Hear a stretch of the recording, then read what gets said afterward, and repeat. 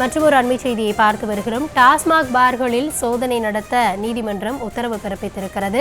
டாஸ்மாக் நிர்வாகம் மற்றும் காவல்துறைக்கு சென்னை உயர்நீதிமன்றம் இதுகுறித்தான உத்தரவை பிறப்பித்திருக்கிறது.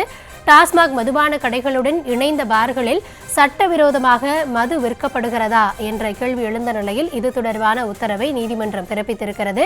விரிவான விவரங்களோடு இணைகிறார் எம்முடைய செய்தியாளர் மதியழகன். முழுமையான விவரங்களை வழங்கலாம்.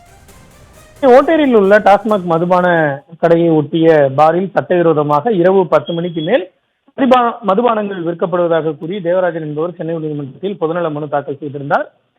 டாஸ்மாக் கடை விற்பனையாளர்கள் மற்றும் மேற்பார்வையாளர்களுடன் கூட்டு சேர்ந்து பார் உரிமம் பெற்றவர் விற்பனைக்கு தடை விதிக்கப்பட்ட நேரங்களில் சட்டவிரோதமாக மதுபானங்கள் விற்று வருவதாக டாஸ்மாக் நிர்வாகத்திற்கும் காவல்துறைக்கும் புகார் அளித்தும் எந்த நடவடிக்கையும் எடுக்கப்படவில்லை என்பதால் தனது புகாரின் அடிப்படையில் நடவடிக்கை எடுக்க உத்தரவிட வேண்டும் என மனுவில் கோரிக்கை வைத்துள்ளார்.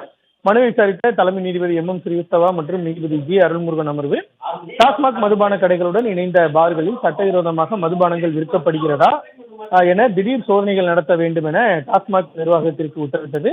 மேலும் மனுதாரரின் புகார் மனுவை பரிசீலித்து நடவடிக்கை எடுக்க டாஸ்மாக் நிர்வாகத்திற்கு உத்தரவிட்ட நீதிபதிகள் வழக்கை முடித்து வைத்தனர். கௌதமி,